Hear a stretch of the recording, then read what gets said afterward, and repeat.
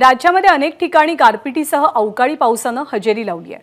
नागपूरमध्ये भर उन्हाळ्यात पावसानं हजेरी लावल्यामुळे हवेत गारवा निर्माण झालाय।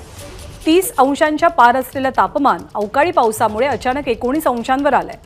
नागपूरसह गडचिरोली आणि गोंदिया या दोन्ही जिल्ह्यांना ऑरेंज अलर्टचा इशारा दिला गेलाय।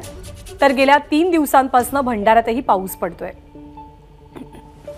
भंडाऱ्यामध्ये पुढचे 5 दिवस पावसाचा अंदाज आहे। तर वर्ध्याच्या हिंगणघाटमध्येही गारपिटीसह मुसळधार पाऊस झाला। या पावसामुळे 3 एकरावरील टरबूजाच्या पिकाचं नुकसान झालंय। टरबूज उत्पादक शेतकऱ्यांचं 3 लाखांपेक्षा अधिकचं नुकसान पाहायला मिळतंय। आणि बीड जिल्ह्यात अचानक झालेल्या गारपिटीमुळे मोठ्या प्रमाणात आंब्याच्या बागांचं नुकसान झालंय। तोडणीला आलेल्या आंब्याच्या बागा गारांचा पाऊस झाल्यामुळे उद्ध्वस्त झाल्यात। गारपिटीचा सर्वाधिक फटका हा धारूर तालुक्याला बसलाय।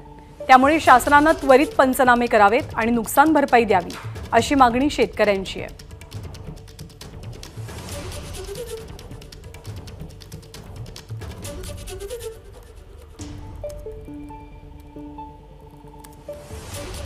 आता याच्यामध्ये जवळपास 20 ते 25 टन माल निघाला असता, पण आज रोजी एक खायला आंबा सुद्धा शिल्लक राहिलेला नाहीये।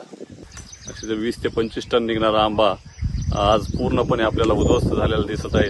आज जे गाराचा माल काल लागलेला आहे आंब्याला, ते आज पूर्णपणे डागाळलेला आंबा दिसत आहे।